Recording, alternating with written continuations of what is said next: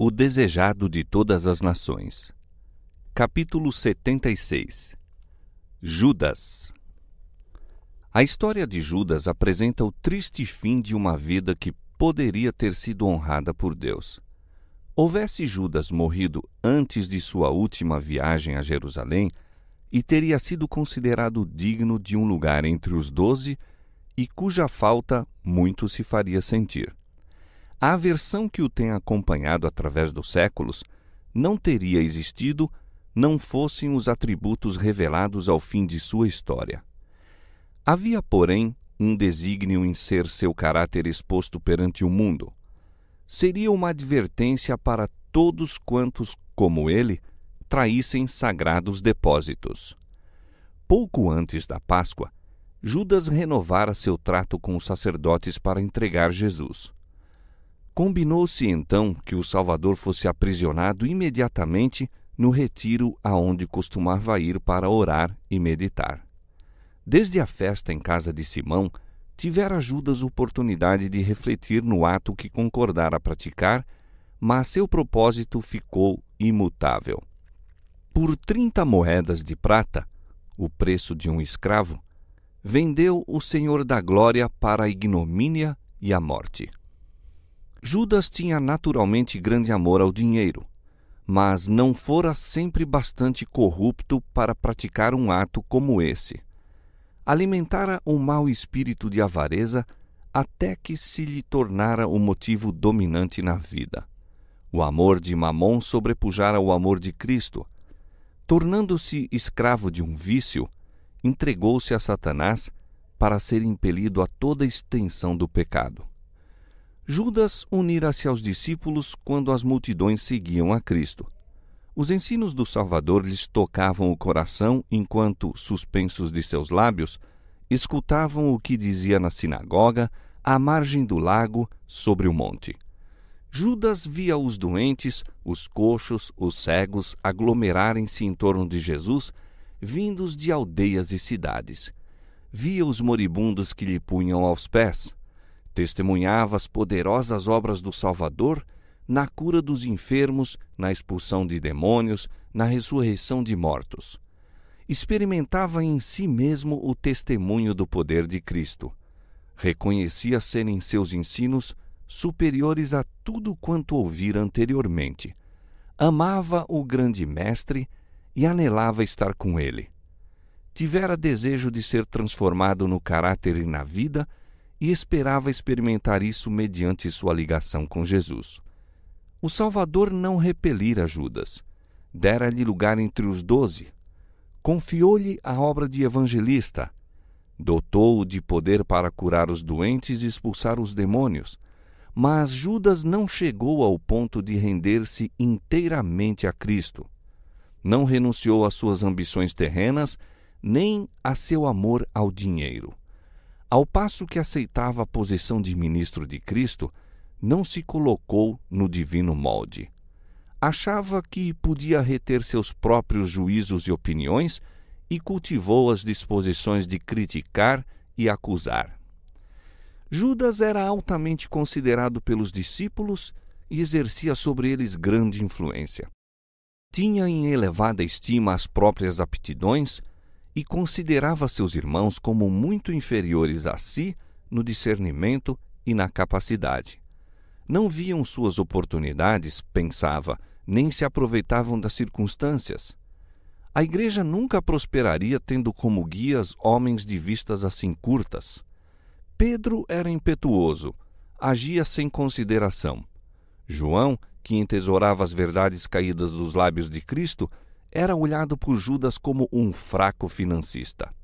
Mateus, cujo preparo lhe ensinara a ser exato em tudo, era tão meticuloso em questões de honestidade e estava sempre pensando nas palavras de Cristo, absorvendo-se com elas por tal forma que, segundo o juízo de Judas, não era de confiar que fosse capaz de agir com argúcia e vasto alcance nos negócios. Assim passava Judas em revista todos os discípulos e lisonjeava-se de que a igreja se veria muitas vezes em perplexidades e apuros, não fora sua habilidade como administrador. considerava-se o capaz, o inexcedível. Era, em sua própria estima, uma honra para a causa e, como tal, se apresentava sempre. Judas estava cego para a fraqueza de seu caráter e Cristo o colocou onde pudesse ter oportunidade de ver e corrigir isso. Como tesoureiro dos discípulos, era chamado a providenciar quanto às pequeninas necessidades do grupozinho e a suprir as faltas dos pobres. Quando no cenáculo Jesus lhe disse: "O que fazes, falo depressa", pensaram os discípulos que ele lhe pedira que comprasse o que era preciso para a festa ou que desse qualquer coisa aos pobres. Servindo aos outros, Judas poderia haver desenvolvido espírito abnegado, mas ao passo que ouvia diariamente as lições de Cristo e lhe testemunhava a vida isenta de egoísmo, Judas condescendia com sua disposição cobiçosa. As pequenas quantias que lhe chegavam às mãos eram uma tentação contínua. Muitas vezes, ao prestar qualquer serviçozinho a Cristo ou dedicar tempo a fins religiosos, remunerava-se à custa desses parcos fundos. Esses pretextos serviam a seus olhos de escusa para a ação que praticava. Perante Deus, porém, era ladrão. A tantas vezes repetida a declaração de Cristo de que seu reino não era deste mundo, irritava Judas. Estabeleceram um limite de espera à obra de Jesus. Em seus cálculos, João Batista devia ser libertado da prisão, mas eis que foi permitido ser ele degolado. E Jesus, em vez de afirmar seu direito real e vingar a morte de João, retirou-se com os discípulos para um lugar no campo. Judas queria uma luta mais agressiva. Pensava que, se Jesus não impedisse os discípulos de executar os próprios planos, a obra seria mais bem-sucedida. Observava a crescente inimizade dos guias judaicos e via seus desafios desprezados quando pediram a Cristo um sinal do céu. Abriu-se-lhe o coração à incredulidade e o inimigo forneceu pensamentos de dúvida e rebelião. Por que Jesus se demorava tanto em coisas desanimadoras? Por que predizia provas e perseguições para si mesmo e para os discípulos? A perspectiva de um lugar de honra levara Judas a desposar a causa de Cristo. Viriam suas esperanças a ser decepcionadas? Judas não chegara à conclusão de que Jesus não fosse o Filho de Deus, mas estava duvidando e procurando alguma explicação para suas poderosas obras. Não obstante os próprios ensinos do Salvador, Judas estava continuamente fomentando a ideia de que ele havia de governar como rei em Jerusalém. Na alimentação dos 5.000, procurou promover isso. Nessa ocasião, Judas ajudou na distribuição do alimento à multidão faminta. Teve oportunidade de ver o benefício que estava em seu poder fazer aos outros. Experimentou a satisfação que sempre acompanha o serviço para Deus. Auxiliou a levar a Jesus os enfermos dentre a multidão. Viu que alívio, que alegria e satisfação sobrevêm ao coração humano mediante o poder de curar do restaurador. Poderia ter compreendido os métodos de Cristo, mas cegavam nos seus desejos egoístas. Judas foi o primeiro a aproveitar-se do entusiasmo excitado pelo milagre dos pães. Foi ele que arquitetou o plano de apoderar-se de Cristo à força e fazê-lo rei. Altas eram suas esperanças, amarga sua decepção. O discurso de Cristo na sinagoga a respeito do pão da vida foi a crise na vida de Judas. Ouviu as palavras: "Se não comerdes a carne do Filho do Homem e não beberdes o seu sangue, não tereis vida em vós mesmos." Viu que Cristo oferecia bens espirituais em vez de terrenos. Julgava enxergar longe e pensou poder ver que Jesus não teria honras e não poderia conceder altas posições a seus seguidores. Decidiu não se unir a Cristo tão intimamente que não se pudesse retirar. Vigiaria, e assim fez. Daquele tempo em diante, exprimia dúvidas que confundiam os discípulos. Introduzia controvérsias e extraviados sentimentos empregando os argumentos apresentados pelos escribas e fariseus contra as reivindicações de Cristo. Todas as pequenas e grandes aflições e contrariedades, as dificuldades e aparentes obstáculos ao avançamento do Evangelho, Judas interpretava como testemunhos contra sua veracidade. Apresentava textos da Escritura que não tinham nenhuma ligação com as verdades que Cristo estava expondo. Essas passagens, separadas de seu contexto, deixavam os discípulos perplexos, acrescentando o desânimo que os assaltava de contínuo. Todavia, tudo isso era feito por Judas de maneira a parecer que era consciencioso. E ao passo que os discípulos estavam em busca de provas que confirmassem as palavras do grande mestre, Judas, quase imperceptivelmente, os queria levar para outro rumo. Assim, de modo muito religioso e aparentemente sábio, estava apresentando as coisas sob aspecto diverso daquele em que Cristo as expusera e emprestando às suas palavras um sentido que ele não lhes dera. Suas sugestões estavam sempre excitando desejos ambiciosos de vantagens temporais, desviando assim os discípulos dos importantes assuntos que deveriam ter considerado.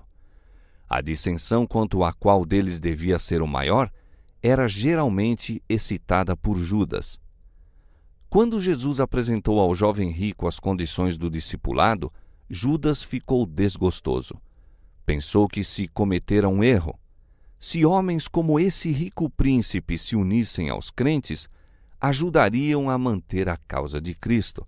Se ao menos ele, Judas, fosse admitido como conselheiro, pensava, poderia sugerir muitos planos para a prosperidade da pequenina igreja. Seus princípios e métodos haviam de diferir em tanto dos de Cristo, mas, nessas coisas, se julgava mais sábio do que Jesus. Em tudo quanto Cristo dizia aos discípulos, havia qualquer coisa com a qual no coração Judas não concordava. Sob sua influência fazia rápidos progressos o fermento da deslealdade. Os discípulos não percebiam em tudo isso o verdadeiro agente, mas Jesus via que Satanás estava comunicando a Judas os seus atributos e abrindo assim um conduto mediante o qual viria influenciar os outros discípulos. Isso declara Cristo 1 ano antes da traição. Não os escolhi a vós os 12? Disse ele. Um de vós é um diabo. Todavia, Judas não fazia oposição aberta, nem parecia duvidar das lições do Salvador. Não murmurou exteriormente até o tempo da festa em casa de Simão. Quando Maria ungiu os pés do Salvador, Judas manifestou sua disposição cobiçosa. Ante a reprovação de Jesus, o espírito pareceu tornar-se-lhe em fel. Orgulho ferido e desejo de vingança derribaram as barreiras e dominou a ganância com que por tanto tempo condescendera. Será essa a experiência de todo aquele que persistir em contemporizar com o pecado. Os elementos de depravação a que não se resiste ou que não são vencidos correspondem à tentação de Satanás e a alma é levada cativa à sua vontade. Mas Judas não estava de todo endurecido. Mesmo depois de se ter 2 vezes comprometido a trair seu Salvador, havia oportunidade de arrependimento. À ceia pascual, Jesus provou sua divindade ao revelar os desígnios do traidor. Incluiu ternamente a Judas no serviço prestado aos discípulos, mas o derradeiro apelo de amor foi desatendido. Então o caso de Judas ficou decidido e os pés que Jesus lavou saíram para ir fazer a obra do traidor. Judas raciocinava que, se Jesus devia ser crucificado, o acontecimento se havia de dar. Seu próprio ato em trair o Salvador não mudaria o resultado. Se Jesus não devia morrer, isso apenas o forçaria a se livrar a si mesmo. Fosse como fosse, Judas lucraria alguma coisa por sua traição. Julgava haver feito um inteligente negócio em trair seu Senhor. Judas não acreditava, entretanto, que Cristo se deixasse prender. Traindo-o, intentava dar-lhe uma lição. Pretendia desempenhar um papel que, daí em diante, tornaria o Salvador cuidadoso quanto a tratá-lo com o devido respeito. Mas Judas não sabia que estava entregando Cristo à morte. Quantas vezes, ao ensinar o Salvador por parábolas, não ficaram os escribas e fariseus arrebatados com suas vivas ilustrações? Quantas vezes proferiram a sentença contra si mesmos? Frequentemente, ao penetrar-lhes a verdade no coração, se encheram de cólera e pegaram em pedras para lhe atirarem. Mas, uma e outra vez, ele escapara. Já que se esquivara a tantas armadilhas, pensava Judas, não havia por certo de permitir agora ser aprisionado. Judas decidiu pôr a questão à prova. Se Jesus era na verdade o Messias, o povo por quem ele tanto fizera, reunir-se-lhe-ia em torno e o proclamaria rei. Isso viria a fixar muitos espíritos então na incerteza. Judas teria a honra de haver colocado o rei no trono de Davi, e esse ato lhe asseguraria a primeira posição depois de Cristo no novo reino. O falso discípulo representou seu papel em trair a Jesus. No horto, quando disse aos guias da turba, "O que eu beijar é esse, prendei-o", acreditava plenamente que Cristo escaparia das mãos deles. Então, se o censurarem, poderia dizer, "Não vos disse que o prendesseis?" Judas viu os aprisionadores de Cristo agindo sobre suas palavras, ligarem-no firmemente. Viu, com espanto, que o Salvador suportava que o levassem. Seguiu-o ansiosamente do horto ao julgamento perante os príncipes judaicos. A cada movimento, esperava que ele surpreendesse os inimigos, apresentando-se diante deles como Filho de Deus e reduzindo a nada todos os seus tramas e poder. Mas, à medida que passava hora após hora e Jesus se submetia a todos os maus tratos sobre ele acumulados, apoderou-se do traidor o terrível temor de que tivesse vendido seu mestre para a morte. Ao aproximar-se o julgamento do fim, não mais podia Judas suportar a tortura de sua consciência culpada. De súbito soou pela sala uma voz rouca que produziu em todos os corações um frêmito de terror. "Ele é inocente! Poupa-o, ó Caifás!"